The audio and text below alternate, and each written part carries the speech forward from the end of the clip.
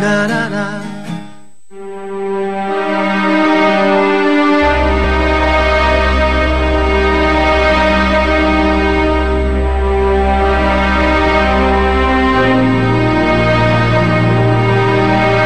Bagi kebanyakan ibu, memandikan si kecil merupakan kegiatan sehari-hari yang tak terlalu merepotkan. Lain halnya dengan Ica Neliana. Ia justru harus menyiapkan tenaga ekstra dan juga waktu yang tidak sebentar. Intan memang bukan lagi anak kecil.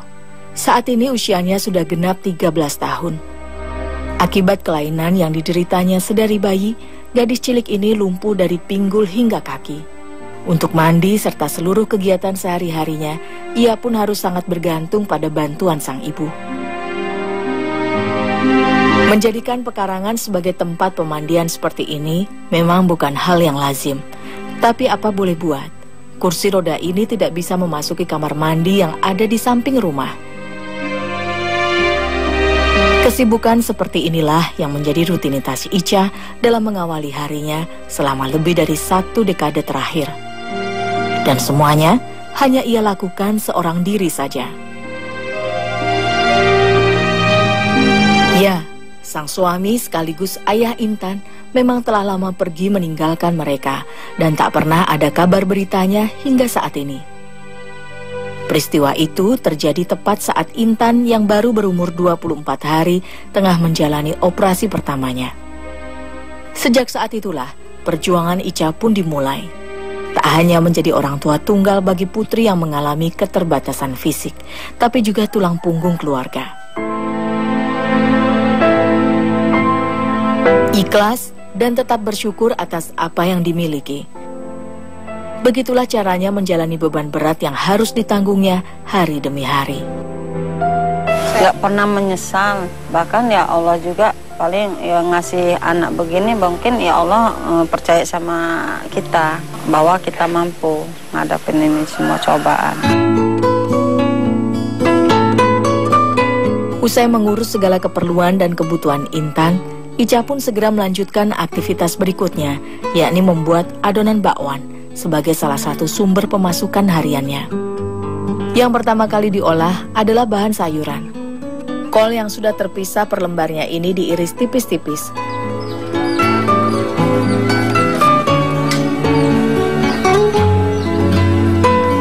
Sementara wortel setelah dikupas diiris seukuran batang korek api. Keduanya kemudian dicuci hingga bersih. Selanjutnya irisan sayuran dicampurkan dengan 1 kilogram tepung, telur, garam, dan air secukupnya. Lalu diaduk perlahan hingga semua bahan tercampur merata dan adonan mengental.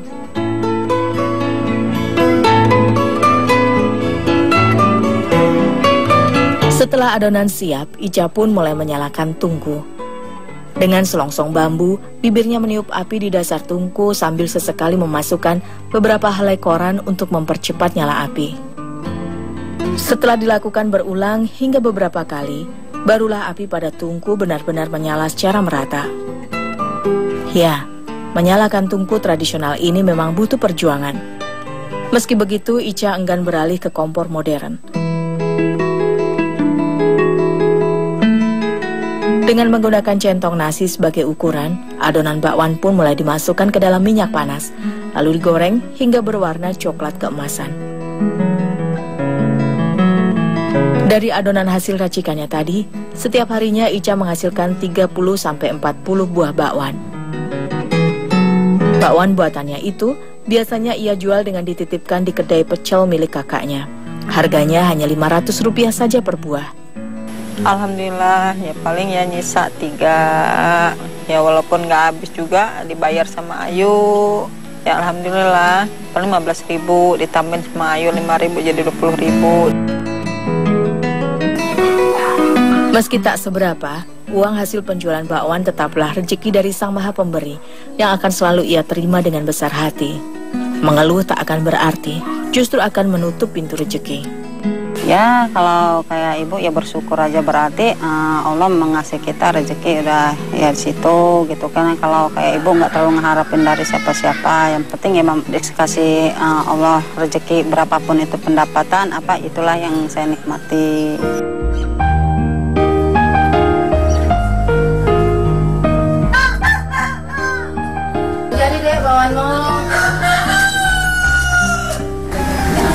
Intan kayak sekalian dengan nenek ya kelapa mepoh. Nanya belanja mepoh, nanya cumi warung. Usai memasak bakwan, Ica pun segera bergegas beranjak dari rumah.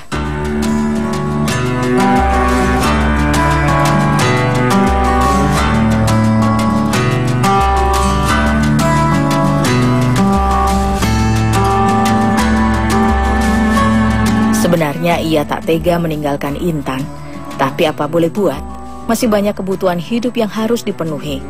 Ia harus pergi menjemput rezeki. Uang hasil penjualan bakwan tak bisa jadi andalan. Untuk menambah pemasukan, Ica pun rela melakoni pekerjaan sebagai buruh cuci dan setrika harian di rumah sang majikan. Ibu satu anak ini bersyukur ia masih tinggal serumah bersama ibu dan kakak tertuanya. Sehingga saat harus bekerja seperti sekarang, Intan masih ada yang menjaga. Ya alhamdulillah nenek juga nggak pernah istilahnya mau punya hati jelek sama Intan, sama ibu, nggak pernah. Ya paling kalau Intan buang air besar, ya itu tadi disiapin dulu air di ember nih mak, takut nanti Intan ada apa-apa, ini airnya, ini elapnya, disiapin semua.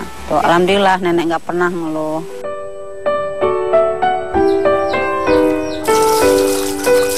Beruntung, Ica selalu mendapatkan majikan yang baik dan mau mengerti akan kondisinya. Karena harus mengurus Intan terlebih dahulu, ia memang kerap terlambat tiba di rumah sang majikan. Karena itu, meski hanya diupah sebagai buruh cuci dan setrika, ia pun tak pernah keberatan mengerjakan pekerjaan rumah tangga lainnya, seperti membersihkan rumah serta memasak. Setiap bulan sang majikan mengupahnya Rp300.000. Upahnya inilah yang membantunya bertahan menghidupi keluarganya. Dan bila tak ada lagi sepeser pun uang di tangan, mau tak mau Ica pun terpaksa berhutang pada warung tetangga. Ya untuk beli susu, beli pampers, beli beras, karena kita kan nggak dapat beras jatah, nggak dapat uang PLT itu nggak dapat. Beban ekonomi yang menghimpit kehidupannya tak seberat beban pikiran yang selalu menghantui Ica. Apalagi kalau bukan nasib dan masa depan Intan. Sebagai ibu, ia tentu ingin memberikan yang terbaik pada sang buah hati. Namun apa daya, jangankan untuk pengobatan lanjutan. Sudah 5 tahun terakhir ini saja, ia bahkan tak lagi mampu membawa putrinya itu kontrol ke dokter. Kedua operasi yang dijalani Intan telah menguras banyak biaya. Apalagi tanpa status pernikahan yang jelas, ia sulit untuk mengurus surat jaminan kesehatan. Seharusnya setiap bulan kontrol, minimal bawa uang 500.000. Ya karena kita keadaan kayak gini, ya nggak pernah kontrol lagi dari tahun 2011 sampai saat ini.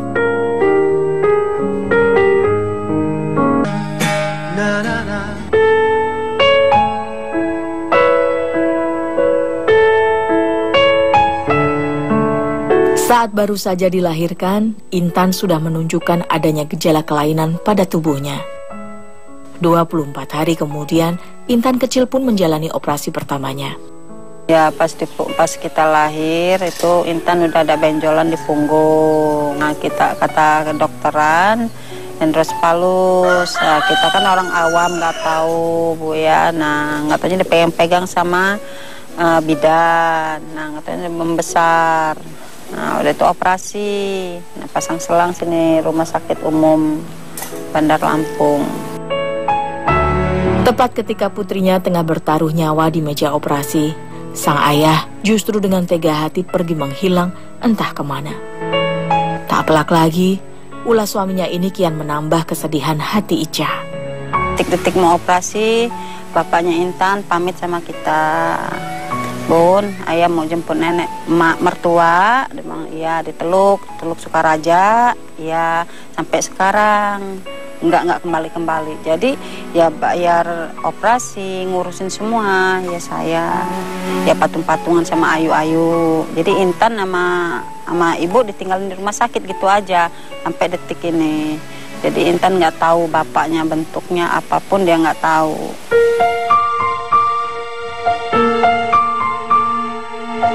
Operasi itu berhasil menyelamatkan nyawa Intan. Namun setengah badannya lumpuh. 8 tahun berselang, Intan pun kembali menjalani operasi kedua. Ada selang pentil dari kepala sini terus ke sini. Udah 2 kali operasi. Tahun 2002, satu itu pas tahun 2010, Intan operasi kedua kali. Saat seluruh anggota tubuhnya tak mampu bergerak sama sekali, Intan bersyukur tangannya ini masih dapat berfungsi meski tidak sempurna sepenuhnya. Menggambar dan mewarnai seperti ini pun menjadi kegiatan favoritnya. Pensil warna dan buku gambar inilah yang selalu setia menemani gadis cilik ini menghabiskan waktu sehari-harinya di rumah kala sang ibu tengah pergi bekerja. Ya supaya sembuh dan pengen kayak anak-anak lain, bisa jalan, main. Doain Intan supaya cepat sembuh.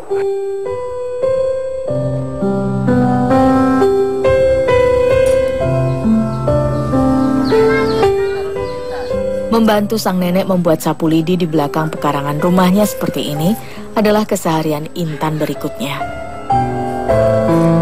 Hingga mendekati usia remaja seperti sekarang, Intan memang hanya bisa terduduk di kursi roda. Ia pun tak pernah mengecap bangku sekolah seperti anak-anak seusianya. Namun keterbatasan fisiknya tak mampu memudarkan hati nuraninya. Gadis belia ini paham betul kesulitan ekonomi keluarganya. Selama masih mampu, ia pun ingin ikut membantu. Dengan sebilah pisau, tangan mungilnya mulai menyerut satu demi satu batang pelepah daun kelapa yang sudah tua atau yang di masyarakat Lampung biasa disebut belarak. Ini bikin lidi, terus ini kalau mau ngeteh dibikinin sama nenek. Ya, tingginya kebutuhan yang harus dipenuhi memang menuntut seluruh anggota keluarga ini jeli melihat segala peluang yang memungkinkan untuk menghasilkan uang. Tak terkecuali dengan Siti Aisyah sang nenek. Meski jemari telah mengeriput dan penglihatan mulai rabun, Mak Siti tetap terampil menyerut pelepah daun kelapa. Batang-batang lidi hasil serutan ini nantinya akan dijadikan satu menjadi sapu lidi untuk kemudian dijual. 2.000 sampai 3.000 rupiah, tergantung tebal tipisnya sapu lidi. Di usianya yang sudah mendekati kepala 7, Nenek Intan masih mampu menghasilkan 2 sampai 3 sapu lidi dalam satu hari. Dijual satu ikatnya 2.000, kalau ada yang datang beli 2.000, tergantung belarak jatuh. Kita kan misalnya nggak ada laki, jadi tergantung belarak yang jatuh. Pas ada belarak 2-3 langsung dibuat sama nenek. Kalau badan nenek sehat, nenek juga punya penyakit sesak napas, nggak bisa kena dingin.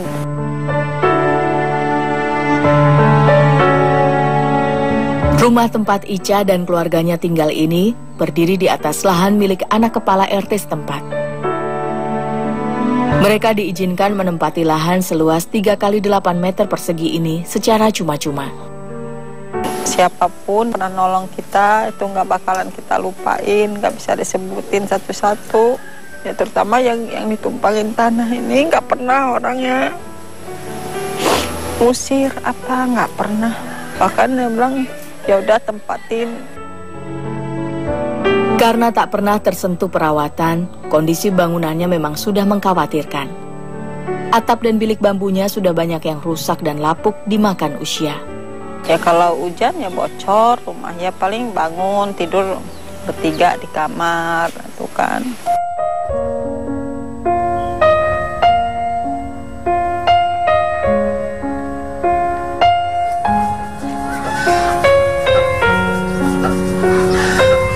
Kedai pecel ini adalah milik kakak pertama Ica.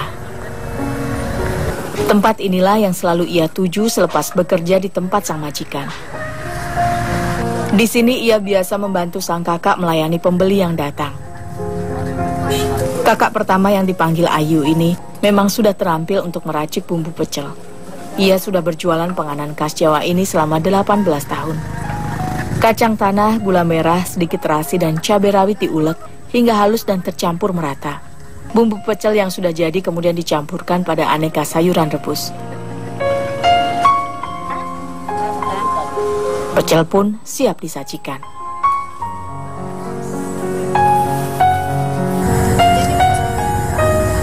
Tak butuh waktu lama, dagangan pecel mereka pun sudah ludes terjual.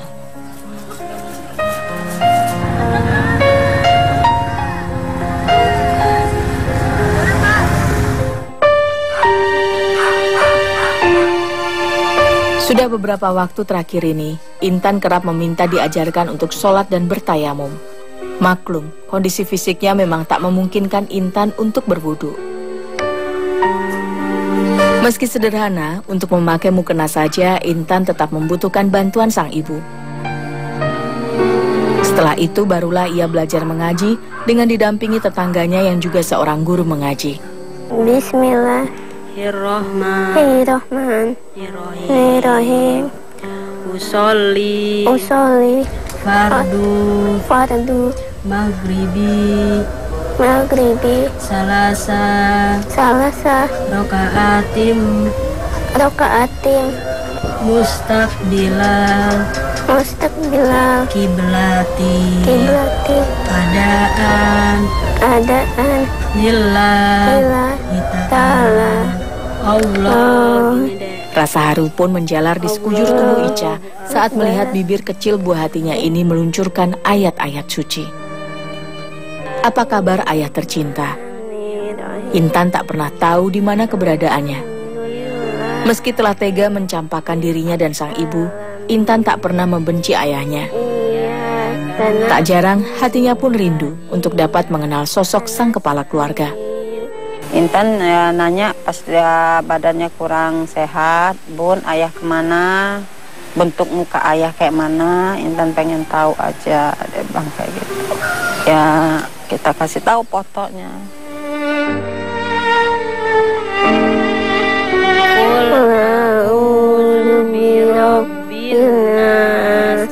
Sayang, kini ia tak dapat lagi memandangi wajah sang ayah. Satu-satunya foto yang tersisa kini sudah rusak terendam air hujan. Hidup memang tak seindah yang dibayangkan. Cobaan datang terus-menerus untuk menguji kesabaran. Ica telah berjuang semampunya. Namun Sang Maha Kuasa jugalah yang menjadi penetap takdirnya. Hanya dalam untayan doanya, ia meminta, semoga Maha Pengasih terus melindungi putri semata wayangnya ini.